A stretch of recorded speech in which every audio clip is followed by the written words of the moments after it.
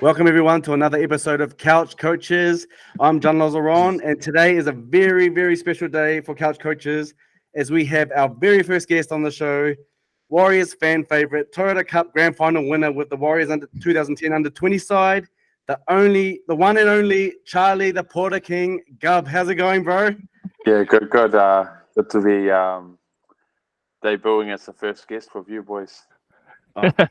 We feel special on this and also everyone. This is also my co-host Richard Villaladi. How's it going, bro? Yeah, very good. Thank you, John. The bandwagon's not rolling as fast as it was last week, but a big game coming up this week and a big episode to look forward to. So I'm keen to wrap into it.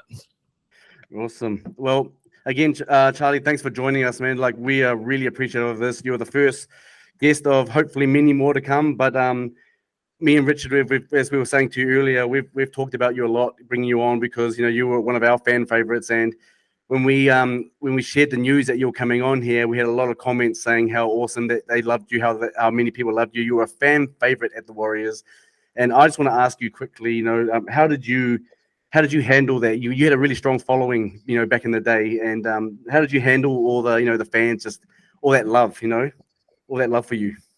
I think at the time, you kind of just like it's fun, but you don't really take too much into it, because you're just focused on I was realistic enough to know I'm not Sean Johnson, I'm not Ben Madalino and that, and I think that I have to think man, do these guys, are they fans of me because they're laughing or what? But the fans at the crowd were so good because majority of the time I came off the bench. In that whole section, there would have been a few hundred people behind me. They used to chant and stuff like that, and it would pump me up. Sometimes I'd be too pumped, and then I'll go on, and then a couple of minutes later I have to come back off. But it was it's nice looking back, when you see people make nice comments and stuff like that. Because when you're in the moment, you don't really embrace it because you kind of think got to be serious, but got to do this, blah blah blah. Whereas now the modern day player, they can embrace it a lot more, which is something I wish I did. Yeah.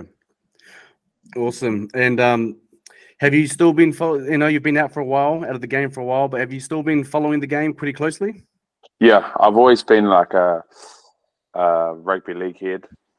Even growing up, me and my brother shared a room till we were friggin' 18 and 19, and our walls were covered with the Rugby League weekly posters. So just getting out of the game now, I still follow it. I'm not interested at all in playing or anything like that. It became more of a chore for me playing, but I'm still a big fan, and I love watching people that I know still play. Yeah, awesome. I used to collect some of those magazines, and I had plenty of the posters on my walls. And I was actually at my parents' house not long ago, and there was a big stack of them that my mum and dad had found, and they were clearing out the house. And I kept a couple of them. They have some good Warriors stuff, but I love to hear that. About your time at sort of at the Warriors, obviously, I was wondering sort of how you got into league. Obviously, from Wellington, it's not a massive league scene here. Was it through your family or just sort of success of the teams? No, it was just through school. I was just I think in fourth form, which is year 10, I was playing under 55s, and I think I wanted to play under 15s, and I didn't make the team. So I would play league on the Sunday, just to play with a different group of friends. I used to play hooker, and I was I was not a running hooker, and I was not a distributing hooker, so I was very one-dimensional. I could tackle, and that's about it. And then I just loved it. But I also always played rugby at school because, in Wellington it's very ingrained. Sorry, there's just kids in the background and not. It's all good, mate. It's all good. Rugby is very ingrained. So it wasn't until my last year of school then I started playing first 15 on Saturday, and then Premier. Oh no, I was playing I think senior ones because I remember playing a senior ones game and friggin' Jerry Collins was playing for Norths. He had a headgear on, and I was like, oh shit! Our team was so rubbish, man. We had like a real caca team, but it was still cool to run out first guys like that. Like he was obviously just having fun. He wasn't trying to hurt anyone. But I don't know. I just stuck with rugby league. I didn't think I had much of a future in rugby union. Like I tried hard, but it wasn't really my game. And then I could just kind of see that rugby league was kind of more towards the attributes that I had. What school did you actually go to in Wellington? Wellington College. Oh, like me. Like Yeah. me. But I'm a lot older than you, so probably not at the same time. But yeah. Oh, Wellington College boy, awesome. We were supposed to go into this interview with some ease into questions, which I totally forgot about. But I was still going to ask you them because I wanted to go through them with you anyway. One of them was, if you could be a superhero, who would you be? I'm not too sure because I'm not like I can't bring myself to watch like superhero movies. Oh, fair enough. But maybe if I could make one up, it would be someone that goes around and brings justice against keyboard warriors. Yeah. Yeah, I like that. I like that. That's awesome. We need more of them in the world. Yeah, I don't know what you would call them, but yeah, awesome. What was your hype song going into a game? You know, like most players had a song before they got go onto the field and stuff. Did you have a hype song before you got into a game? Nah, it's funny. I was the opposite. Oh, really? I used to listen to very real slow songs. You know, like Grayson Hughes, "Talk It Over in Bed." Friggin' even like Miley Cyrus, "The Climb." Like a bit of like praise and worship, just real, because I didn't need to be hyped up because I knew that like I was almost just flipped the switch and I was at maximum. So I didn't want to waste like I'd had games where I get hyped up too early, and it's not a good thing. Yeah. Was there anyone in the any other sort of Warriors teams that you played in? You know, they had a particularly memorable sort of hype up song you can remember? Nah, I can't remember. Everyone, they're all pretty like wear headphones. You know, like they're all pretty respectful because everyone's so different in their preparation. Obviously, a couple of hours before the game, people pump the music, but they don't pump their hype song too loud because it can make people go the wrong way. Yeah, respect Fair that. enough. Yep. Last question: who would you rather run it straight at, Ruben Wiki or Sonny Bill Williams?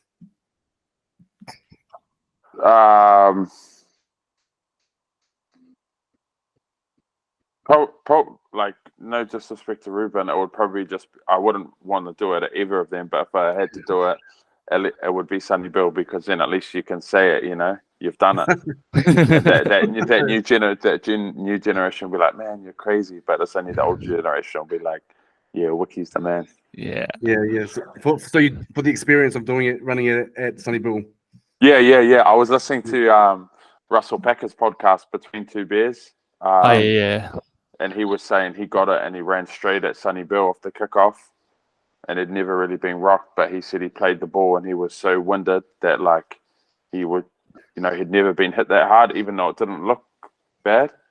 So it just shows that Sonny Bill's the real deal. The physique, yeah. Was there a particular hit that you can remember that that like the first real big one that you remember that put you on your ass? Oh, I remember like in one of my real early games, James Graham came after me a few times. But it wasn't that he hit me hard. It was like his line speed, and he got me good, and it was like embarrassing for me because when you're young, you get embarrassed with that sort of stuff. And I just remember I just have to go straight back at him, and then he got me again, and then he didn't get me a couple of times, but that was like a pretty big schooling that I got from a vet, James Graham. But the hardest I got hit, man, I don't know. I got hit hard quite a few times. I definitely got. Do you have quite a few fond memories of your time at the Warriors though? Because you were there for what, 4 years? Is it 4 seasons or 5 seasons? 6 seasons, I think. Oh, 6 seasons. Yep. Yeah. Yeah. Oh, plus the under 20, like the whole under 20s year was like a dream. You know, like you get to travel to Australia with your best mates every week. Yeah. NRL fond memories, debuting, just kind of the whole preseasons. Like I loved preseasons, even though it's so hard, but kind of just everything in and around football. That was what I loved the most. You know, I used to stay real late after training and just talk to everyone in the sheds, like until there was no one there, and then I'll go home. And that was it. Like I just used to love that locker room stuff, team trips, team activities, you know, before dinner. Yes. The group chats. Oh, there's so many fond memories like that. That's what my real memories are. Anyone in particular that that you still keep in touch with from back in those days? Yeah, I still keep in touch with most of the boys. I keep in touch with are retired because like I'm still friends with heaps of people that are playing, but you know that they're kind of in a bubble. You don't want to like be like one of those guys always trying to get in and this and that. But I'm still real tight with Jazz Tavanga, who's playing. Still talk with like Russell, Benny Matz, Jacob Lillyman was he's a crack up. Where I just send him a text every month. James, like lots of guys that you're just randomly in contact with, but no, because I'm in Wellington, I'm not in contact full time with lots of people. Yeah. Who would you say would be most, in your days? You said you mentioned Jacob Lillyman, but who was probably the clown of the team? The one that just brought more laughter to everybody during your time there. Oh man, there were so many. Like I feel like the team was just full of them. Jacob Lillyman's definitely one. There's like a lot of undercover guys. Sam Lousy was funny. Even just like little unknown guys here, but big in Super League. Sebastian Ikehifo. He's the man for. I can't even remember. Dane Nielsen, when he came, he was a character. He was friggin' loose, bro. But yeah, I don't know. It's normally like there's normally like young boys in that bring the team. Saliva Havili, guys like that. They're just kind of everyone, like moths to a flame. They're all probably Little White. Oh man, the list could go on. They're all funny. Yeah. Yeah, fair enough. Well, right now, the Warriors are going through. They're playing sudden death this coming weekend with the Knights. We'll talk about that, about the games that have just gone on and the games that are coming up, and review the Warriors side and get your opinions on that. But just before we do that, I just wanted to ask about your Porta King business. Like, how did you get into that? Because I remember watching The Crowd Goes Wild, and I had you on there, and I was just like, whoa, I didn't realize you'd come back to Wellington to do, to start your own business. Yeah, well, I just came back to Wellington. I needed to just root myself back at home because I was a bit rattled. And I was working with my neighbor for a bit doing like anchors, had a little crew doing rock anchors and piling and stuff. But I always knew that like I wanted to build something for myself. And the idea just came when we were just waiting for concrete one day.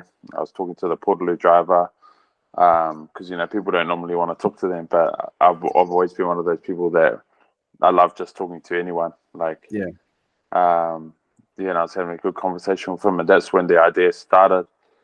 And then just ran with it. Like, sometimes you can have an idea and you're like, oh, that's a good idea. Don't do anything. Like, and I started doing stuff there and then, like sending emails to China, blah, blah, blah, doing stuff that I didn't even know how to do. But then I had got two other guys in it with me too who are pretty switched on.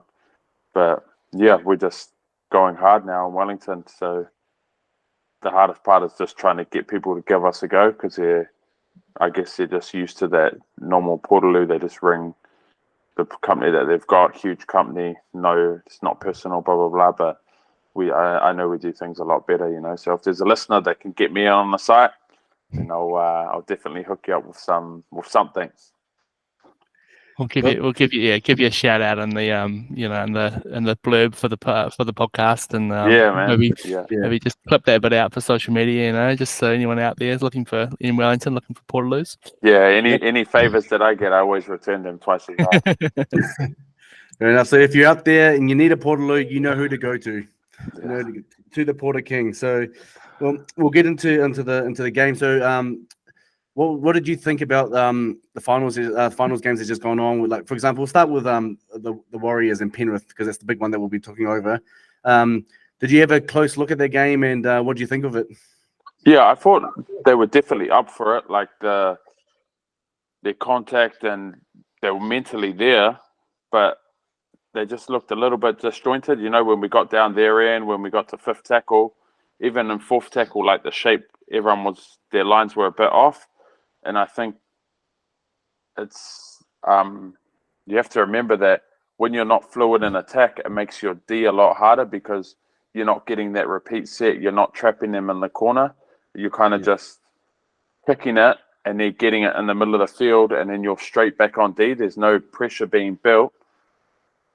So every D set, even though, say, like it was an arm wrestle at the start, the Warriors were kind of on the back foot because they were trying hard with line speed, but Penrith were getting the ball where they wanted the ball rather than where our kicks were putting it.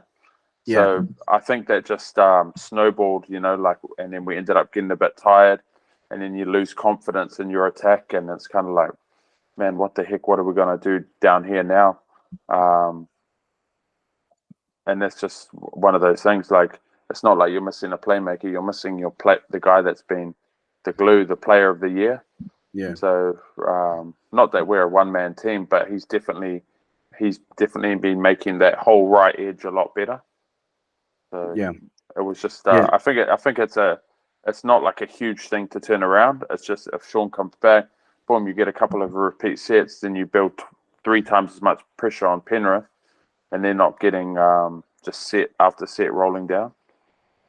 Yeah, I have to agree. One thing I noticed about the game against Penrith, I mean, hats off to Penrith. They were very clinical. They were awesome at everything they did. I mean, when Nathan Cleary got his try, the way he just went through the line and went through the gap there, it was just amazing. But one thing I did notice was the kicking game. Like you said, a lot of our kicks were falling short, falling on the 20-meter line. It felt like the Panther side had like a 7 tackle, set.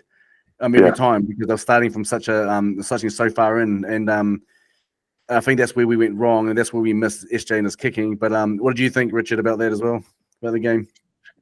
Yeah, much the same. I think that Penrith were just far too clinical. I don't think we were bad, and I don't think we deserved to lose by that much. But so as Charlie's alluded to, just losing Sean Johnson, we aren't a one man team, but having him there next week is going to make a huge difference. I said last week, I'd almost rather play Penrith this week, because I feel like, we're probably not going to beat them 2 times in a row, So I mean, how good's Nathan Cleary? He was just incredible. Yeah. I'm just trying to think. So what, Ivan Cleary left in 2011. So did you ever remember seeing Nathan Cleary around the club when you were playing 2010 in the New South Wales Cup? No, I didn't see him round. Like, got on well with Ivan before he left, but I didn't see Nathan round. I just No, it's just they were just too clinical. I was out in town and had a few beers, and I was still went out afterwards, and I was still jumping about and yelling up the wires to everyone, and the spirits were still pretty high. So I think no one was expecting. Well, I mean, it would have been nice if we won, but it would have been a shock. I mean, it's pretty incredible where we're in the top 4 this year. When you think about how we've been the last few years, so onwards and upwards from here. John and I, we talked about last week about key players, and you see Clear, and I said that middle, Fisher Harris and Leota, and we just felt like we were on the back foot the whole game. I think if we'd scored that try that was disallowed, was it Pompey went over? It was disallowed on the obstruction. I think that could, it was at a time in the game where it could have changed it. I think it would have been either 6-all or 12-6, but it was a clear obstruction. And then from there, Penrith just rolled on, didn't they? And they had that home crowd sort of whipping them home. Hey, Charlie, so you played with SJ, right? Yep. How vital is he? I mean, it's probably a really silly question to ask, because everyone knows the answer to this, but just to hear from you, how vital is he to the Warriors' success, for the next couple of games, or for the next game, sudden death, and if we go through to the next games as well? Yeah, he's a major cog. he's a lot different player now than when I was playing with him. Like he was a big X factor when I was playing, but he wasn't the driving force in the team. Like he wasn't the main character.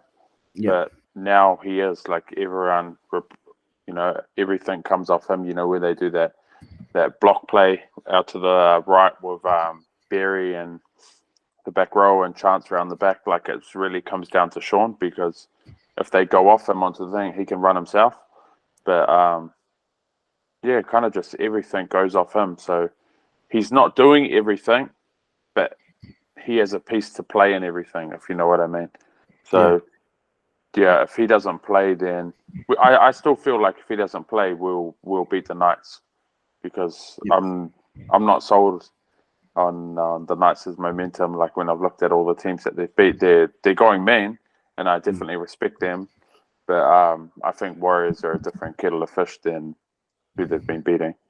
And the Knights definitely showed some vulnerability on the weekend. Obviously going down early and then blowing that big lead with 10 minutes to go. It's a fantastic way to finish off the weekend, that's for sure. I thought that Canberra probably should have had that. When you look at the sort of chances Canberra had, they had the chance at the field goal just before extra time, and then they had the couple of early chances at a field goal, but they just weren't able to execute. But Knights were very lucky, and they got that penalty. Well, let's talk about that game, the Knights and the Raiders, because you also played for the Raiders as well. You played 5 games for the Raiders, is that right? Yeah. I got I went over there. I was supposed to stay for a while, but I got a big suspension tackling Nathan Cleary in the air, and then I moved over to the Super League after that. But I wish I had stayed at Raiders, a longer time, because I did love it there, and I still love the boys that are playing. So I'm there for the last few years. I've been supporting the Raiders big time. Oh, okay. Oh, I didn't know. I'd actually forgotten about that. So, were there any words exchanged with Nathan Cleary when that happened? Nah, we were sweet. Like, because all that happened, the game plan, all kick pressure Cleary, whatever, right foot kicker, left foot kicker, whatever foot he's kicking off. And I was at marker, and I just misjudged it. Like I went too hard and I couldn't pull out, and I tackled him in the air, and it ended up being like one of those ones where they make a massive deal about it, like attacking the kicker. But he was sweet. But there was there was definitely a huge blow up. I remember I was like on all those shows for weeks, and like that played a big part of me leaving the NRL, because I was like, no, fuck this, I can't handle it. I'd already been suspended for a long time, and I don't know how long I got for that, maybe 6 weeks or something like that, and then I just went over to the UK after that. So the media hype, that surrounds the NRL, it does play a big part. But the mental health of players sometimes, like you just said, you just couldn't handle it anymore. Does yeah, definitely. Like I think even these ex-players that talk on shows, they speak like they had never made a mistake, and they're talking about this and that, and they were some of the dirtiest players ever to play the game. And then they're bagging people. They'll talk about Jack Wyden or whatever it is, a crush tackle, and how dumb people are and this and that. And then it creates a narrative, because you guys would know 90% of people just get their opinions from the paper, and they get their opinions from TV shows. They don't make up their own opinion. Like they'll just hear someone go, oh, Latrell this, Latrell that, and then they'll go to the work, oh, Latrell's this and that. And it's like, no, why do you think that? Oh, because so-and-so said. And you go, is it true? Oh, I don't know. People just get their opinions from the people that are giving that to them from TV, and they just want to create drama. That's why I don't respect those the old guys that do that sort of stuff. Yeah, I agree with that. I think there was one I saw before, and it was that, I don't know if you've seen the picture of Valentine Holmes. He's got some sort of bag in his hand, which looks a bit suspicious. But I think it was Paul Gallen was commenting on that, saying, "Oh, the players these days, they need to be smarter." And it's sort of like, well, I'm sure he was hardly the cleanest player, and definitely, everyone is human. So like, I always just think like, whatever is going on in society is going on inside NRL, you know, like, and sometimes it leaks out and then everyone thinks that they're holier than thou, but really, you know, your neighbor's doing that, your workmate, your best mate. It's just everyday problems are the same problems that the boys in the NRL face. Yeah. You mentioned earlier when we asked you about the ease into questions about what superhero you would be, and you said, you know, a hero that brings the justice, keyboard trolls. I mean, but though that is actually in real society, that is actually a big issue, isn't it? Because it's where people can unleash, you know, this hate and stuff. You know, being safe behind a computer. How did that impact you as a player? That he knows if you saw comments or stuff or things like that on social media. I think when I wasn't a main player, so I was not really like. Of course, people will be like, "Ah, this guy's effing useless," blah blah blah. But for me, I would get really mad, and I think I can probably remember all the names of the people that have said stuff about me. Oh, and really? then I'm always thinking, yeah, I'm not, you know, because God-fearing man, you know, you're supposed to forgive, but I'm like, nah, man, I'm gonna make them pay one day. But that's just in my head. But Yeah. you know, for instance, the Warriors, you look at the thing, everyone goes at Pompey, everyone goes at Montoya, blah blah blah, and I'm just like, it's all good to have an opinion, but like, if you're the same person writing that shit after every game, like, there's a problem with you. There's because they might say, "Oh, I don't read it," but I guarantee you, like, imagine if someone is talking about you badly that doesn't even know you, saying things that are not justified. Yeah. Like, as a human, you're gonna be like, eventually, it's gonna get to you. Yeah. And it's then not just about like whether you read it. It's about, you know, your siblings or your parents, or, you know, like your grandparents might read it. You know, like, it's more than just like that single person. Yeah, it's definitely a massive issue at the moment. I mean, I can't see it getting any better anytime. You know, just the way social media is going, I can't see it getting any better anytime soon. Yeah, that's right. And then I know that, like, pages like engagement, like, I really do like the way that you know, the Blues rugby team, the Warriors, and that they've been doing really good media. You know, the Hurricanes is getting there, but you guys have been the social media side of things haven't been good the last few years, and Wellington rugby's been just trash. But it's such a plays such a massive role. But I feel like the people in charge of, if there's someone doing constant negative stuff, I would just block them. You know, fake accounts, block it. Even though you're going to get a little bit less engagement, you're thinking about the player more. Yep. No, definitely. And just on there, I'm there. I've been there for a little while now, so I'm there to fix that stuff in Wellington Rugby and Hurricanes. But I totally agree with you about how people use social media and stuff. But because like you left the game. How old were you when you left? Because you played it when you left when you were at Widnes. Is that right? Is that how you pronounce it? Widnes, yeah. So I originally left Canberra halfway through maybe 2018, and then I signed with Lee for a few years, Centurions, but now they're called Lee Leopards. When I got there, they went into liquidation, and then so me and my wife had planned to go over and have kids and that sort of stuff, but I got there and they'd gone into liquidation. I didn't even know what that was like. You know, coming from the NRL where everything is just professional, over there it's very much the Wild West. Everything is privately owned to make money, blah, blah, blah. So Widnes picked up my contract, and they'd lost 18 games in a row, I think, when I got there.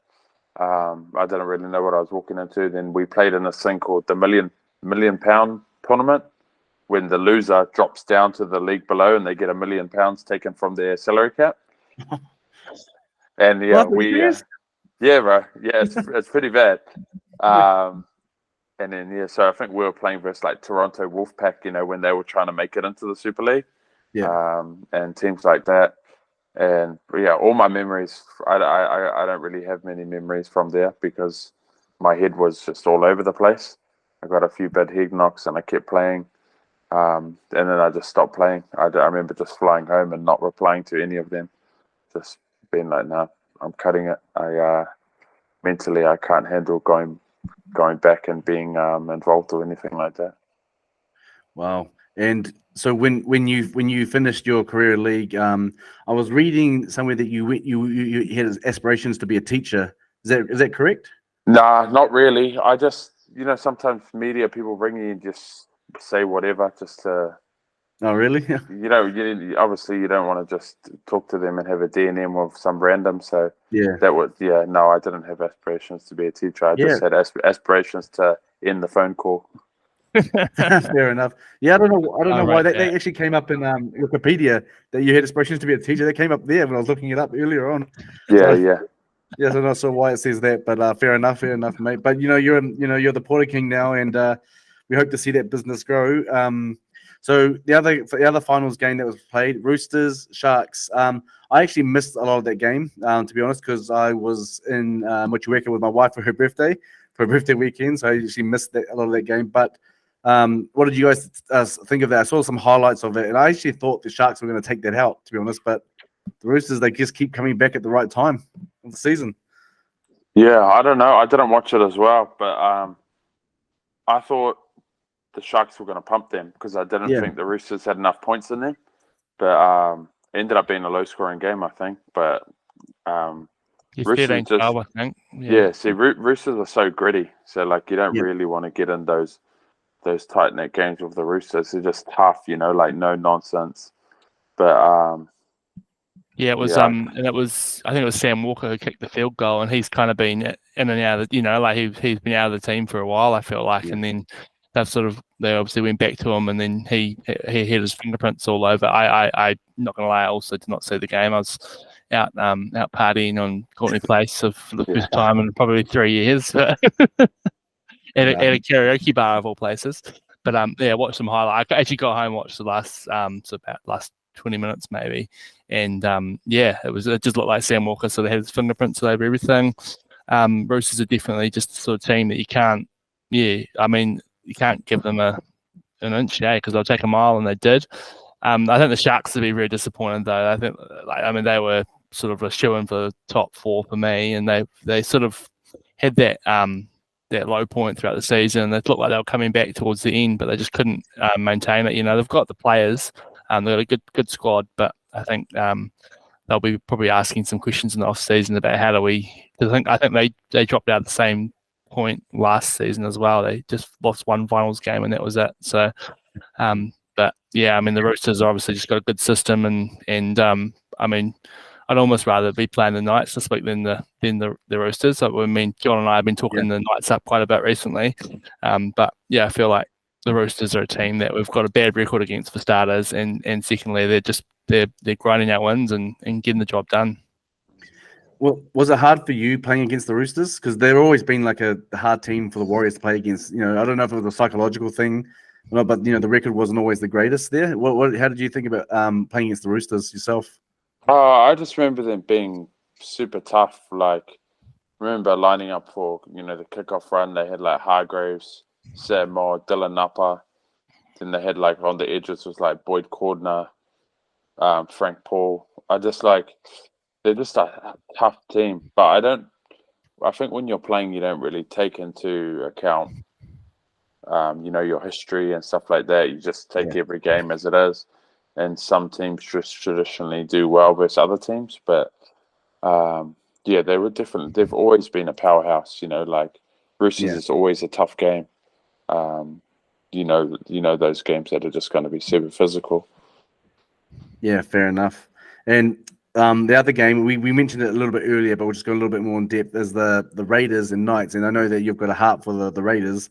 How hard was it seeing that? Because I actually thought they were going to come away. I thought that, Fogarty was going to kick that drop goal right at the end, just before the 80-minute mark hit. I thought he was actually going to get it. I just don't know how he had a lot of time. I don't know how someone came through and blocked his drop goal. I really wanted Canberra to win that game, to be honest. But same. When I see that, I'm like, man, you should just always just use your captain's challenge whenever you get charged down, because for sure someone in the line is offside. You see it every time, but they don't think to be because you're just in the moment. But if they go on before the game, hey, if you get charged down, just captain challenge that, because they're offside. But But Yeah. it was Someone else. Raiders had their chances to win. You know, they had even that one where they did a cross-field kick and it nearly bounced up to Emery Gula, but Dominic Young got it, went the length of the field. So that Yeah. was like Yeah. that was a 12-point swing, you know.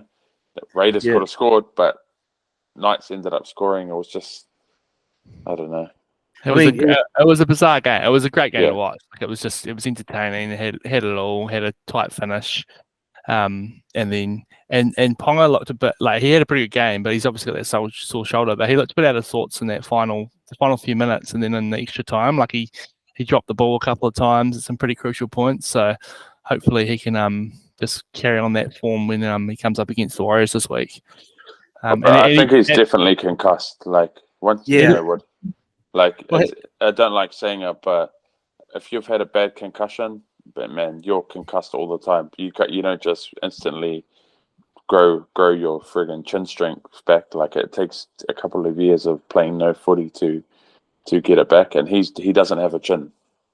Yeah, exactly. He's no Nathan Cleary, but the thing is that he's the thing is that I saw it on the ground. I saw him on the ground, and I was wondering, is he just playing it, just because for the penalty, or is he concussed? And I remember watching on NRL 360. They were saying one of the journos on there was arguing that if he's actually concussed, why hasn't the independent doctor not taken him off? Yeah, Sort of thing. And I mean, that would put his game in jeopardy, obviously, for this week against the Warriors. But yeah, so I mean, what was your take on that? I mean, because you're just saying now that he's concussed, so should he have been taken off?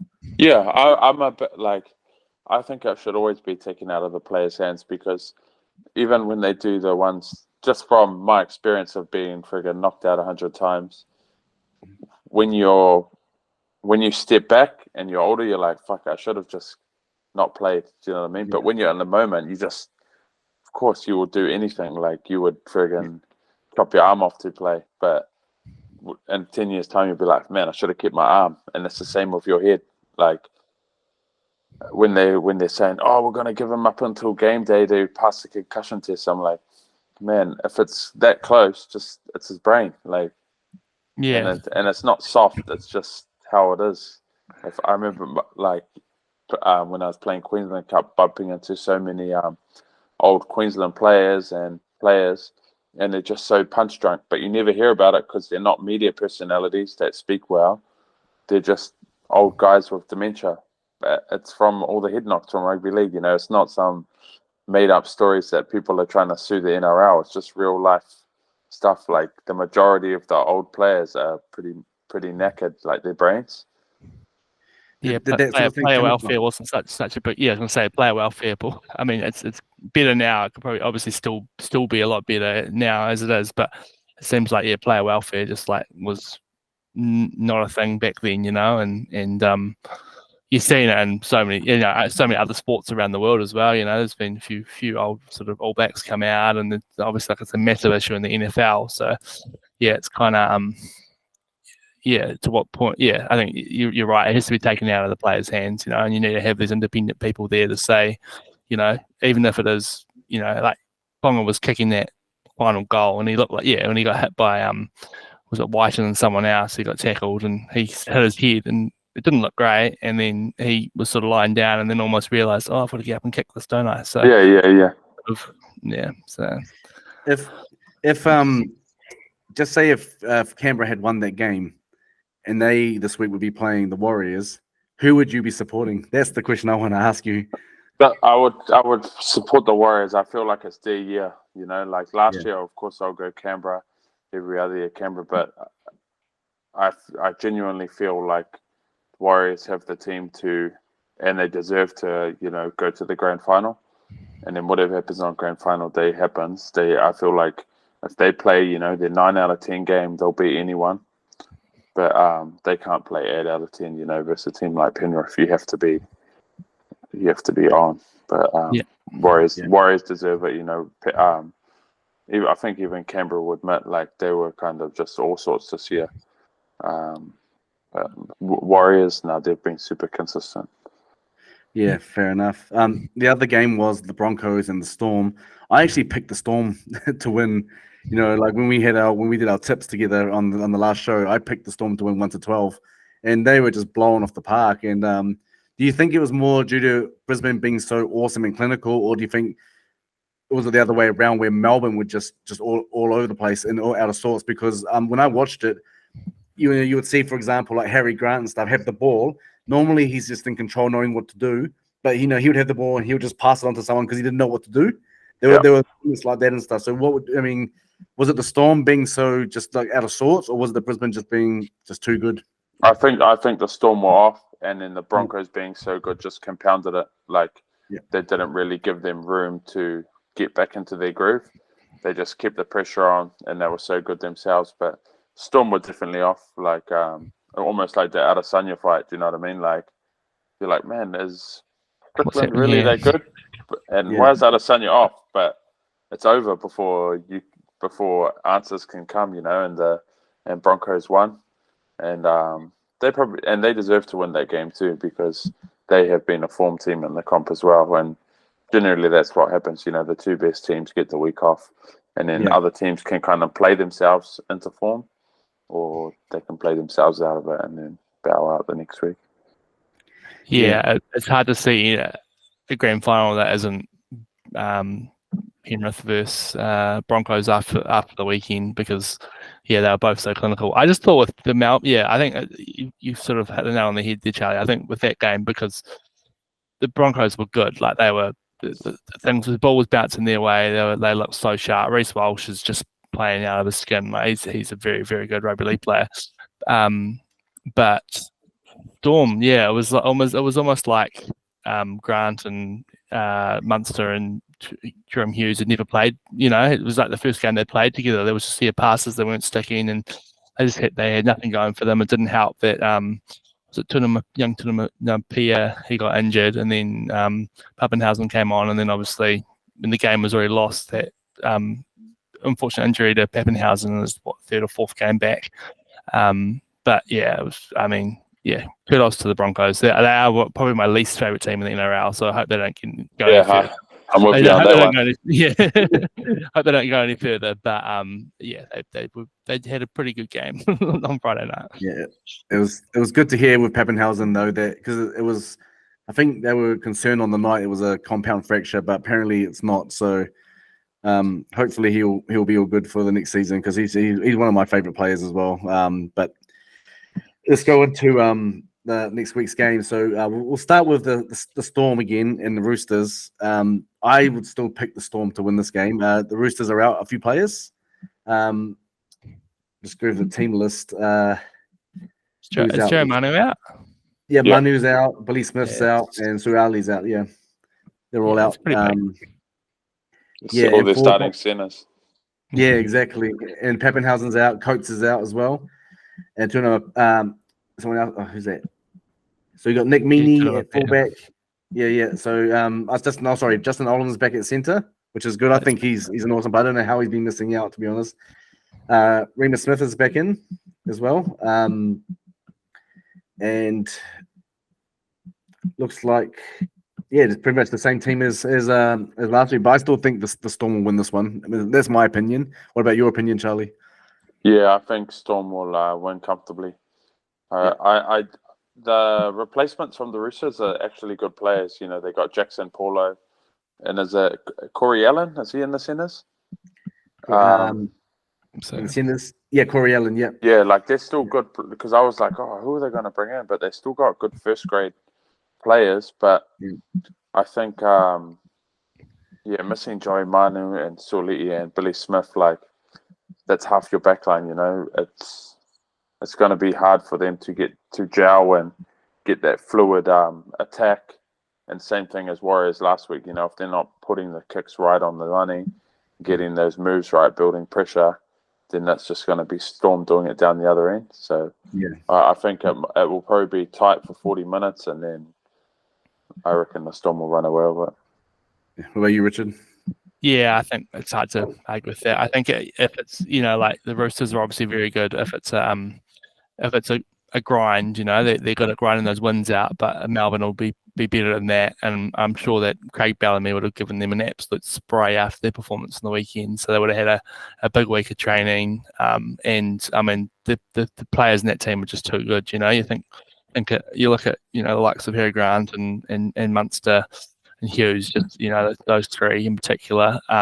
We won't see them sort of lacking on attack as much as they did last week. So with Roosters, good on them. I mean, no one had them making the 8, let alone winning that game last week, a few weeks ago. So definitely a pass mark considering where they were, definitely a pass mark for the season. They're probably my minor premiers, to be honest with you. I had them, as my top team this season, but had a few injuries and all that. But yeah, it's hard to see them causing an upset here. I think Melbourne will be too good. I think so too. Yeah. Let's go to the big game: the Warriors and the Knights. The big announcement for the Warriors this week: Sean Johnson back in at halfback. There's still some some rumors going around that he's still injured, that he might be still taken out. But do you see him missing this game, knowing that it's sudden death?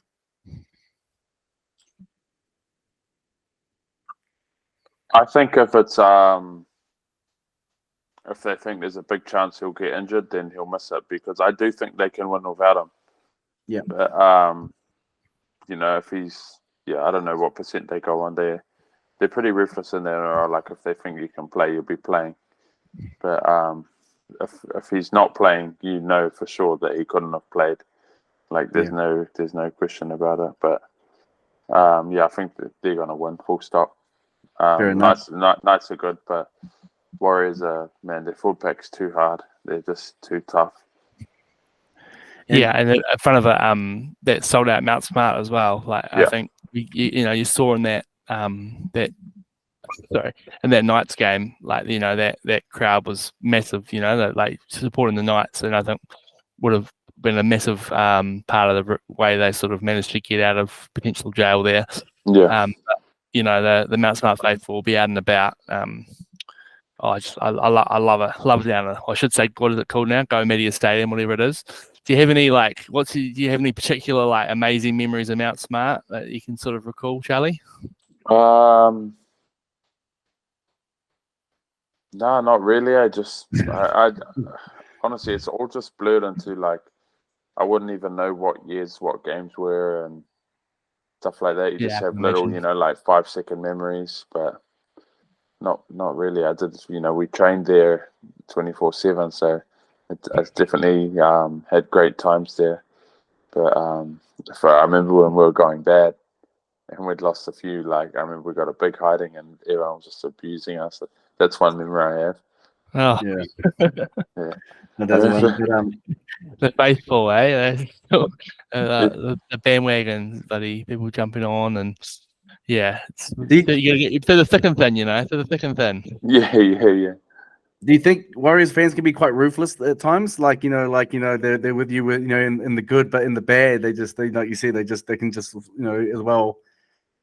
Yeah, for sure. But I do respect, even if they're I respect the people that turn up week in and week out, even if they abuse us, because we're just wearing the jersey like it's their club too. Yeah. And they're there every week. It's not like they're just watching from home and they're talking shit.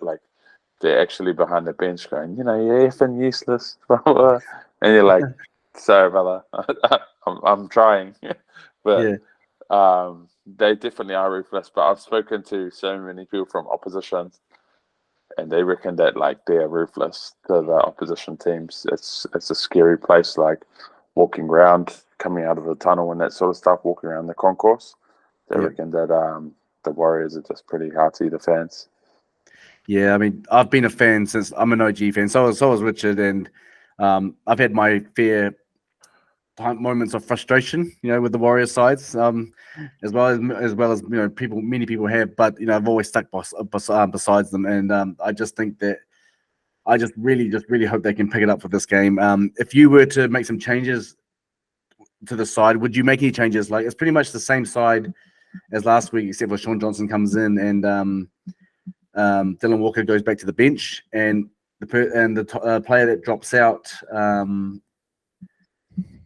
Who was it? Who was it drops out? I think it's it's Freddie Lussick that drops out.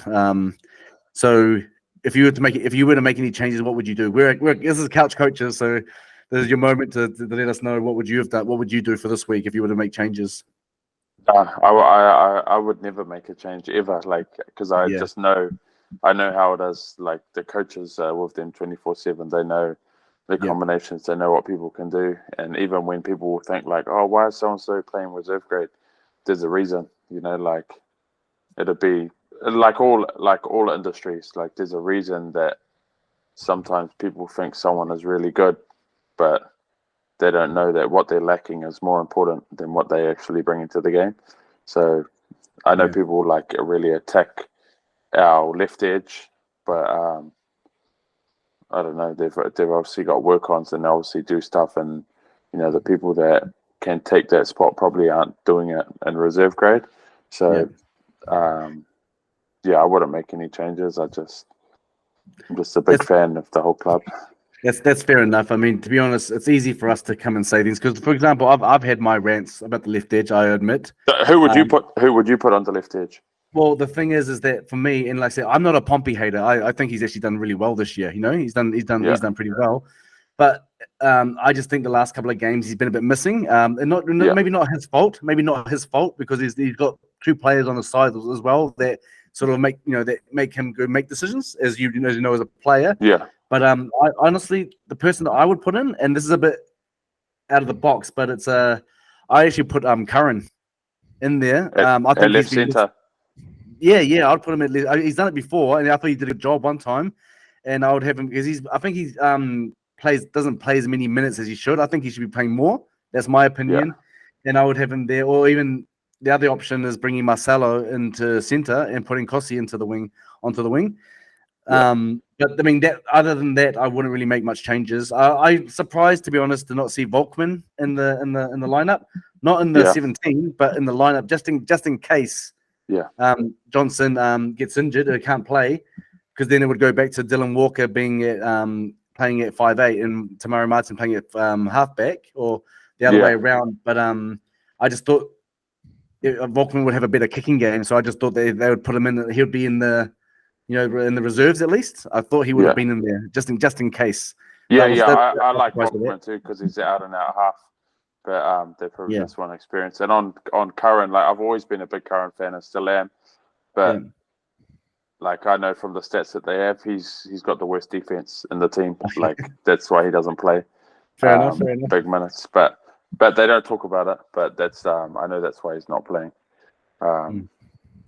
But he that's not like his one-on-one like kick chase stuff like that. It's just stuff that probably leads to tries that you don't really know. So I think if he works on that, he's a gun. But obviously Webster's not a fan. As I say, and Karen's great he's great off the bench a little, he's a little ball of energy, and he comes on and he sort of he'll just bring some energy when maybe the rest of the team are a little bit tired. I've found there's so many times that sort of happened. He'll come on and the team will spark. Yeah, he's like a spark for the team. Yeah, so I think he plays that bench role well, and he kind of, I mean, he seems to really love and be proud of playing for the Wars. So I love that. What are your thoughts on the Up the Wars, by the way? Because John and I'm a big Up the Wars fan, but John's sort of he's warming to it, but I think he's still a more traditional sort of let's go on. Like he's old school. I'm very old school on that stuff. I mean, like I am warming up to it a little bit slowly, but when it first came out, I thought it was ridiculous. I admit, and I'm not afraid to say that. I thought it was pretty stupid. But it's actually catching on to a lot of people, and I admit, yes, it's catching on, but still prefer the Warriors. But what about yourself? Someone that played in the in the era where it wasn't the Up the Wars wasn't around. The reason I like it is because I think it's got a whole new generation of people doing it. Yeah. Whereas, like, I don't know, just almost people wouldn't publicly support the Warriors, when they weren't doing well. But now everyone's just like, they'll drive past and I'm cleaning the toilet. Up the Wars. And like, oh, they're a Warriors supporter. You just, I don't know. It's all right. I was thinking was funny because I text Benny Madalino, and then this was just before the podcast, and we're talking about something, and I go, yeah, I think Waz 13 plus, and Nickel Clock said to score a try, and then he goes, I think, and then in brackets, the Warriors will get up as well. And I'm like, oh, you're old school too, bro. He's a Warriors guy. He's a Warriors guy, but I'm easy. I'm not too hard either side. I don't really say up the Waz, but I just like the support that everyone's getting, even even that different demographic now. If the what do they call it? The decile 10 areas are saying up the Waz. Everyone's jumping on the bandwagon. Yeah. And it's good. It's good for the game in the country. It's good. And seeing that we're selling out all the time. I mean, I heard today. I didn't read into it too much, but I had it written down here. The Eden Park, they were having some sort of thing at Eden Park. Where did I write it down? A viewing party, aren't they? Yeah, they're having some sort of party. I had it written down. I don't know. I can't seem to find it where it is. I think I saw something about it. Yeah, they're having a viewing party, aren't they? For fans. For fans to go, they missed out on tickets. Yeah, because you go on the Warriors fan pages and people are asking, left, right, and center, who's got tickets? Who's got tickets? Some people are trying to sell them at a lot more than they should be, but it looks like there's a few scalpers out there as well. So everyone, if you think you're buying some tickets off people online, make sure you double check because I saw a post the other day and it looked like there was a heap of scalpers out there. So yeah. They're the hottest ticket in town, and it's crazy, especially when the Rugby World Cup's on. You would have thought the All Blacks would be the talk of town, but the Warriors seem to have just stolen some of that thunder. It's great, love it. No, it's good. It's awesome. So I was going to ask you, who's your tips who's your tip for the week, and with the Warriors and the Knights, but you've already said 13 plus. Warriors 13 plus. Chance and Dallin both to score. If Sean's back, Yeah, they'll both score. True. Good call. Little same game multi there, right there. Yeah. If you're listening in on this, there's your multi right there. Also, we actually asked some people. We sent out the message that we're talking to you tonight, and as I said, a lot of people were excited. Actually, a lot of people actually were saying to us, "Oh, he's awesome! I loved him." So that's your following there. But there were some questions that some people wanted to ask, so I'll ask one of them on there. But do you want to go first, Richard? Because I'm just looking for my one. Should I have it ready? There was one I encountered on Instagram from a big load. He signed off as big load, so I don't know what that means. What's your special hidden talent? Oh, my special hidden talent.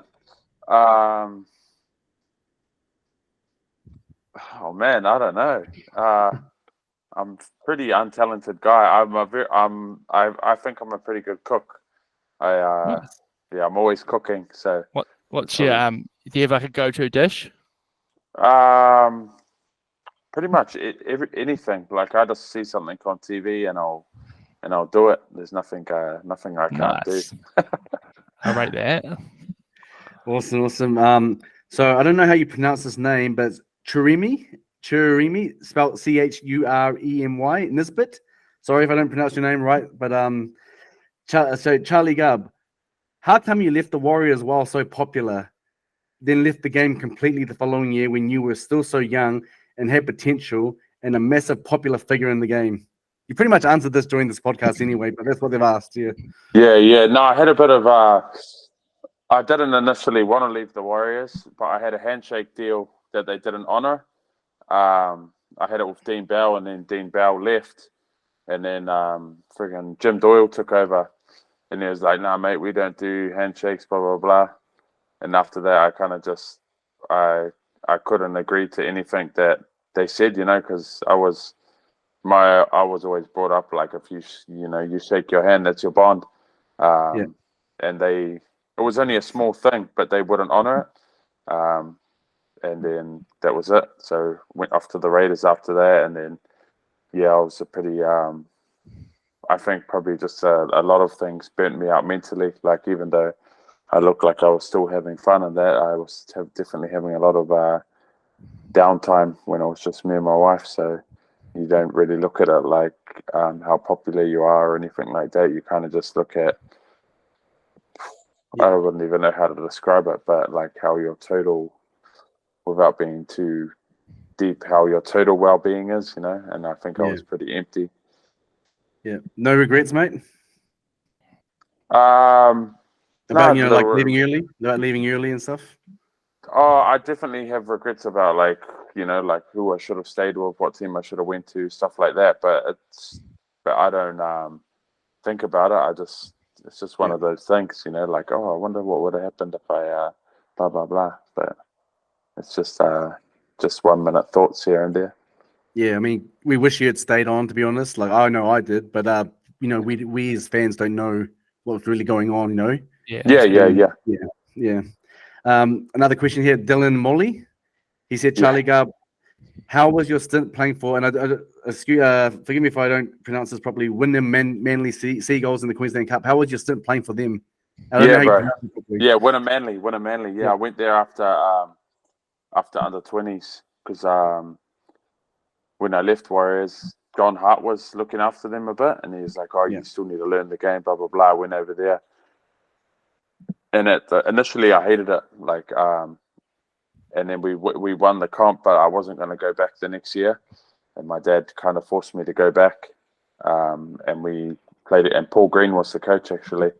And we won it both years. And I just such good memories there. Such just learning so much, out of your comfort zone, doing stuff that you don't like. I feel like that's when you grow the most and you become a lot more resilient. Oh man, I had some good times too with like Dylan Molly and that. Like the thing about Queensland Cup, pretty much all Aussies, they're so loose and they're so tough. Different breed to Kiwis, I reckon. Yeah, fair question. I have another one here. It's actually from my wife, Gina Lazaron. So the last couple of weeks, we've had a bit of a segment on here where we've rated like the hottest NRL players at the moment. And we had our lists, and I didn't have Shaun Johnson on mine. So just to give a bit of context there. So my question from my wife is, should John have chosen Shaun Johnson on the list? Because she's in love with Shaun Johnson. So she's a bit filthy on me for not picking him in that list. Should he have been picked in my hottest NRL players list? I think it's just horses for courses, like once you get to that level of good looking, there's probably 20 guys you should choose from. So obviously you had some hot guys that you were set on. But no, you just gotta pick what lights your fire, not what lights her fire. No, I love that answer. I'm gonna make sure she hears that. Yep, that's all good. One more question I have here from Jonathan Vega, who's actually my cousin as well. Yeah. He's been following everything as well. Who was the best? Because obviously you had to travel. When you played in the NRL, who was? Did you have just one roommate, or did it always change up a bit? Kind of chop and change, yeah. But you can get once you get really tight with someone, you can rearrange, talk to the team manager and that. But generally, teams kind of everyone's friends with everyone, so you have a turn with everyone has a turn with everyone kind of thing. Yeah. So the question was, who was the best roommate and who was the worst? Best roommate. I don't know. It was always good. The best time I ever had was rooming with Sam Tompkins, because really? It's good rooming with guys that have a bit of coin, because you don't pay for anything and you eat real well. I remember we were playing a bit of online roulette, and he was paying for it, and on top of that, he was like one of the best guys ever, Sam. So I'd actually say he's the best roomie. Short-lived stint, but just good memories, And fair worst roomie, respectfully, probably just the like real serious guys, because we're on different ends of the spectrum. I think Ryan Hoffman, I got on with him just through pure butting heads. because he's so serious, but we would joke so much, and I think I'd just tick him off. But he's in bed by 8, whereas I still want to watch friggin' NRL 360 or whatever's on TV, but I'm a footy head, so I want to watch all the games. But yeah, I don't know, someone that someone who's early to bed is not a good roomie. Yeah, fair enough. But I can imagine being, playing in that era. We know all those players like Ryan Hoffman, Sam Tompkins. That would have been awesome just to be around that sort of player group. That would have been awesome.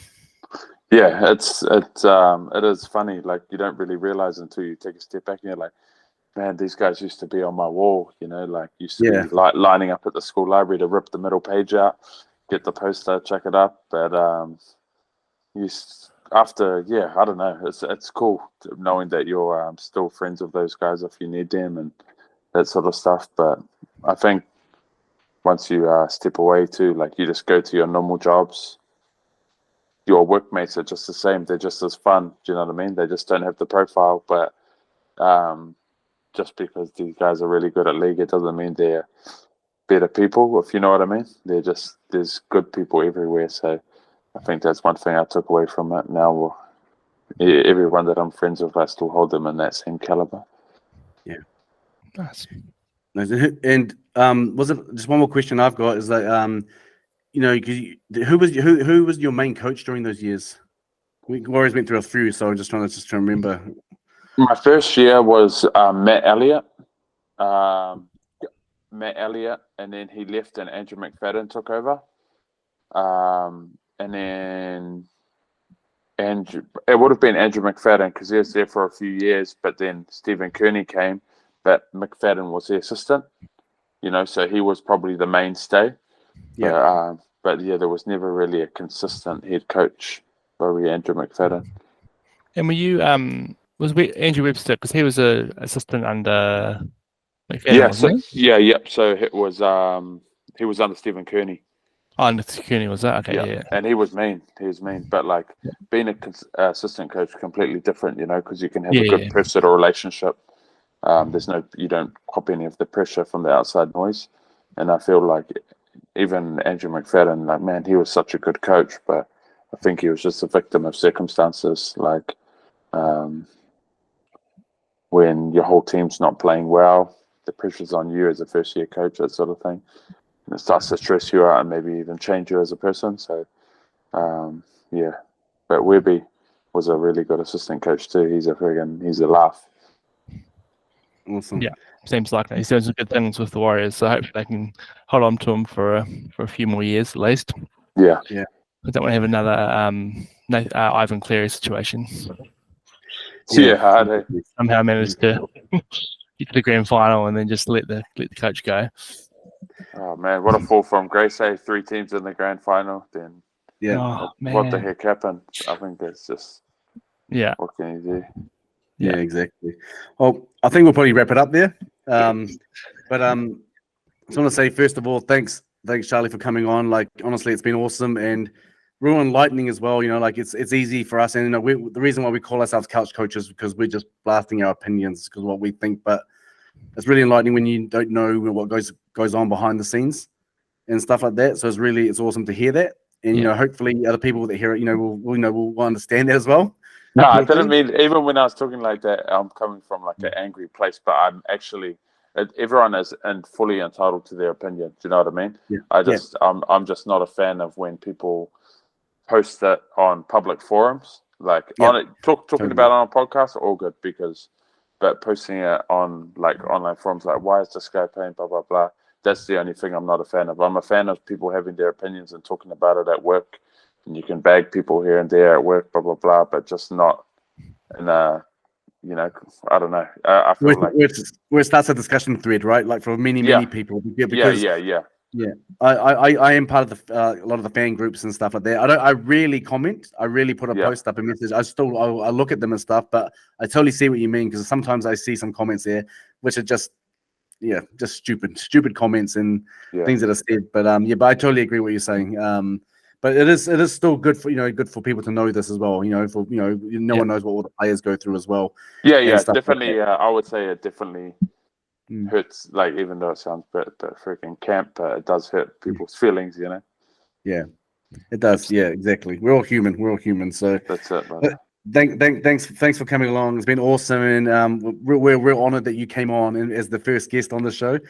Hopefully, we'll bring you back another time. And we really hope that everything goes well with your business. And again, Thank you, brother. yeah, if you Porta need Kings. a Portaloo, Porta King, it's the way to go.